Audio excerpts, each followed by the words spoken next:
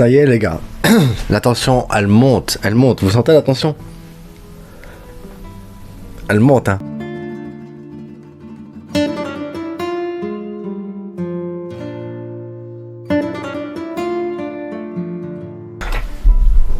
Donc voilà les gars, on est à quelques heures du match contre l'Inter, à quelques heures du match le plus décisif pour moi de la saison, mais vraiment le plus décisif de la saison. Parce que ce match-là, il va décider de si on reste en Ligue des Champions et il va décider du mental des joueurs pour jouer la Liga. En sachant qu'on a samedi le Real Madrid, donc c'est ça que je vous dis, vraiment les gars, ce match-là, il est essentiel, il est... Ah, il va être compliqué. Il va être compliqué. La tension, moi déjà ici, elle est en train de monter. J'imagine pas les joueurs, comment ça doit être, la pression qu'ils doivent avoir eux, en se disant, ben, on est obligé de faire un score, on est obligé de faire quelque chose, on est obligé d'aller chercher. J'espère que cette pression, cette tension, ça va pas les bloquer, ça va pas les déstabiliser de trop non plus. J'espère juste que ça va être une bonne motivation, quelque chose de... Allez, qui va leur apporter un plus, quelque chose qui va les transcender en fait. Et que quand ils vont entendre la musique de la Ligue des Champions, ils vont pas être là bloqués en se demandant on fait quoi? Non. J'espère que cette musique elle va les transporter dans un autre monde et qu'ils vont se dire là maintenant on est des guerriers, maintenant on est là pour gagner, on est là pour les tuer. J'espère que c'est ça qui va se passer, pas l'inverse les gars, parce que franchement ça va être chaud comme match, hein. Ça va être très très chaud, parce que l'Inter à mon avis ils vont jouer le bloc bas de chez bas, mais pire je pense qu'à Milan, et qui vont te mettre un Correa devant avec un autre joueur, et voilà, hop, on balance, et on va espérer que Glouglou, s'il a une occasion ou deux aussi, comme le match aller, l'Inter il va faire le match aller en version plus hard. Ça veut dire que nous on doit être plus mordant, on va devoir mettre plus d'intensité, on va devoir mettre plus de vitesse, plus de rapidité, plus de verticalité dans le jeu, plus de personnes dans le rectangle aussi. Important, plus de gens dans le rectangle. Pas laisser Robert Lewandowski tout seul les gars, on ne peut pas le laisser tout seul. Il faut absolument qu'il soit accompagné. Donc ça veut dire que moi ici pour le match ici, donc on va faire la formation en même temps que je parle hein. Ici ça va être un peu différent d'habitude où je vous dis ta. Non, ici on va faire les affaires différemment. Donc comme je veux plus de monde dans le rectangle, j'aimerais bien avoir vraiment, c'est Ansu Fati titulaire avec Robert Lewandowski pour qu'Ansu Fati soit dans le rectangle avec Robert. On sait que Fati il sait dribbler, il sait chipoter, il sait faire des touches en un temps dans des petits espaces, donc il y a possibilité. Et Pedri juste derrière eux, comme on a eu ici match contre le Celta, Pedri il a joué plus haut, Pedri a apporté beaucoup plus en jouant plus haut, et à gauche Baldé, comme ça ben, on a un ailier. Parce que Baldé, je le vois comme un ailier en fait, hein, dans ce match, je le vois pas comme un défenseur gauche, hein, comme un ailier le gars.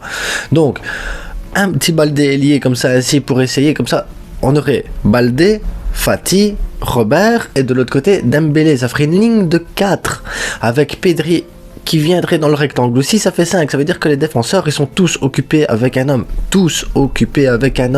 ils n'ont pas le temps d'être à 3 sur Robert. Je veux pas qu'il soit à 3 sur Robert comme au match aller, je veux que Robert, même s'il n'y en a que 1 sur lui, avec 1 sur lui Robert il sait faire la différence, mais avec 3 il sera jamais faire la différence. Fati, Pedri en jeu court comme ça rapide, ils savent en mettre 1 ou 2 dans le vent, ils ont la technique pour, donc il faut absolument, voilà, pour moi c'est ça la ligne d'attaque. Et en plus avec Dembélé de l'autre côté, le défenseur qui sera là-bas, il sera obligé d'arrêter le capitaine Crochet, obligé. Ils vont être à 2, ça veut dire que Dembélé il faut être 2 pour l'arrêter, Baldé il faut être 2 pour l'arrêter de l'autre côté quand il part en sprint. Automatiquement il prend 4 joueurs, avec les 3 autres là devant, Fati, Pedri, Robert dans le rectangle. Ils n'ont pas le temps de réfléchir, ils n'auront pas le temps de se retourner, ils n'auront pas le temps de voir ce qui se passe, ils n'auront pas le temps. Il faut obligatoirement mettre cette intensité et ce pressing-là haut. Et haut, chez eux, dans leur rectangle directement. Pas leur laisser le temps de prendre la balle, tranquille. Non, tout de suite les gars, tout de suite. On doit absolument les tuer direct, dès le début du match. Je veux le même début de match qu'on a eu à l'époque où on a éclaté le PSG 6-1. Je veux le même début de match, la folie. Je veux de la folie. Je veux que les joueurs ils se disent tant pis si on est mort pour samedi pour le Classico, j'en ai rien à foutre. Je veux qu'ils donnent leur vie sur le terrain. Et je veux avec Pedri, donc on est parti à Baldé, Fati, Robert, Dembélé, Pedri, Gavi et Frenkie de Jong. Gavi parce que il est partout. Il est partout. Donc je me dis que défensivement, Gavi, comme il est partout, il peut aller partout. Voilà, partout. Un homme libre au milieu de terrain défensif. Pedri, ce serait un homme libre offensif.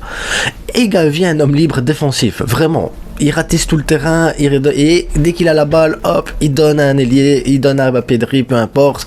Il chipote pas. C'est juste pour récupérer toutes les balles. Je veux que Gavi nous fasse le même match contre le Celta, qu'il tacle, qu'il arrache les joueurs, il doit y aller à fond. Il doit y aller à fond, le gamin, à fond. Et Frenkie de Jong, parce que Frenkie de Jong, en partant de l'arrière, en allant de l'avant, il peut casser des lignes, il peut frapper de loin, il peut trouver des solutions. Je veux un Frenkie de Jong prime. Prime.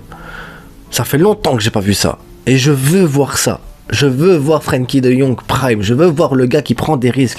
Le gars qui se lance. Pas qui chipote derrière à dribbler deux joueurs derrière, dans notre camp. Non. Je veux celui qui casse des lignes, qui avance et qui distribue la balle directement. Qui tire, qui tente. Parce que après tout, s'il tire à 20-25 mètres, une belle frappe et qu'elle est relâchée, si les attaquants sont dans le rectangle, le deuxième ballon, on peut l'avoir. On peut avoir le deuxième ballon. Donc il faut tenter aussi des tirs de loin. Il faut tenter des trucs. On doit tenter, on doit tirer, on doit marquer. Voilà.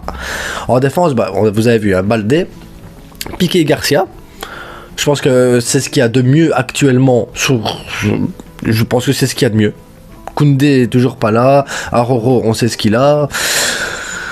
Et Cricri, il est blessé encore. Donc voilà, Piqué, pas le choix. Ensuite, à droite, Sergi Roberto. Je vous avoue que dans ma tête à moi, je me suis dit pourquoi pas Casado. Pourquoi pas lancer Casado sur ce genre de match? Le gars, ça pourrait être le moment pour lui de surprendre. Vous savez, on a déjà eu la blague plusieurs fois quand... Allez, la première fois que Messi il est rentré sur le terrain, ça a surpris. La première fois que Maxi Lopez, je sais pas si vous vous souvenez, Maxi Lopez que Guardiola avait fait rentrer, ça avait surpris, on avait marqué. Donc, il y a des joueurs comme ça où on peut les faire rentrer pour un match et ils vont nous surprendre. Après je me dis, Sergi Roberto c'est un peu aussi un nouveau joueur vu qu'il revient tout le temps, donc il pourrait nous surprendre. Et comme j'ai parlé d'intensité, le 6-1 contre le PSG, tout ça, cette intensité là que je veux voir, qui met le 6ème but? Sergi. Je me dis pourquoi pas. Après ce serait un rôle plus défensif, ça veut dire que Sergi Roberto il serait plus derrière. On aurait Piqué Garcia, Sergi Roberto, on aurait Frenkie de Jong, parce que Frenkie de Jong on sait bien qu'il aime bien jouer plus bas. Et ça permettra à ce moment-là à Sergi Roberto de se mettre au niveau de Frenkie de Jong et de pouvoir balancer des balles devant, des transversales et tout ça. Il sait le faire, Sergi Roberto. Il sait même aller dans la surface. Ça veut dire que Frenkie pourrait rester en retrait pour justement faire ce qu'il aime faire, être en retrait, et laisser Sergi Roberto aller dans le rectangle, apporter un surnombre. On peut le faire, les gars. Le match contre l'Inter, on peut le faire. Mais maintenant, il va falloir que psychologiquement les joueurs soient prêts. Donc ça veut dire Ferran Torres, je le vois pas rentrer dans ce genre de match, il va être tétanisé. Il pourrait être le détonateur, le dénominateur commun qui nous met le but en fin de match, mais il peut pas commencer un match. Il peut pas commencer le match. J'ai pensé à Rafinha aussi, mais Rafinha il est meilleur à droite. Le problème c'est que si tu le mets à gauche, il apportera rien. Et je préfère avoir Dembélé à droite. Donc Rafinha, il pourrait rentrer en cours de jeu à la place peut-être de Fati et intervertir Dembélé à nouveau et tout ça. Mais pour commencer le match, non. Surtout que Rafinha, pour moi, il apporte pas plus que Fati. Donc oui, j'avais dit Fati, il est pas au top, mais Rafinha, il me déçoit quand même un petit peu. Pas dans les efforts, pas dans l'intensité et tout ça, mais dans sa prise de décision. C'est pareil pour Kessié, j'aurais bien voulu, peut-être qu'on regarde pour le mettre directement, mais on peut pas le mettre à la place de Gavi, les gars. Gavi, il parcourt 13 km par match, le gars, il récupère 600 ballons, le gars, je peux pas mettre, Gavi, je peux pas le mettre sur le banc. Je peux pas mettre Gavi sur le banc. C'est pas possible. C'est pas possible. S'il nous fait le même match que contre le Celta, c'est impossible de mettre Gavi sur le banc. Impossible. Donc, les gars, on va être confiants, on va gagner le match.